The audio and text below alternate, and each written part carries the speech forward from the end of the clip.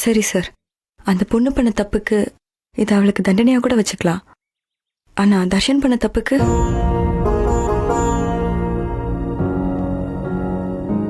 இன்னைக்கு தர்ஷன் திருந்திட்டான், நம்ம ஏற்றுக்கிட்டோம். ஆனால் இதுக்கு முன்னாடி அவன் செஞ்ச தப்புக்கெல்லாம் முதல்ல என்னை லவ் பண்ணுறேன்னு சொன்னான். அப்புறம் என்னை ஏற்றுக்காம எவ்வளவோ டார்ச்சர் கொடுத்து என்னை விலைக்கு போக வச்சான். அப்புறம் அன்புக்கரசியை கல்யாணம் பண்ணிக்க போறேன்னு சொன்னான்.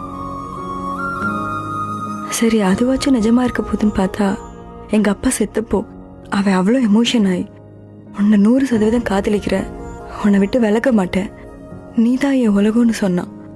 சரின்னு நான் எல்லாத்தையும் மறந்து ஏற்றுக்கிட்டேன்.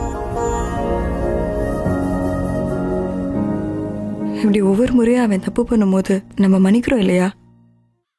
இப்போ அந்த பொண்ணுக்குன்னு ஒரு நியாயம் இருக்குல்ல, அதை எப்படி மறுக்க முடியும்? பார்க்கவே நீ சொல்றதெல்லாம் சரிதான். இப்போ நீ தர்ஷனை மனசார ஏற்றுக்கிட்ட, புரியுதா?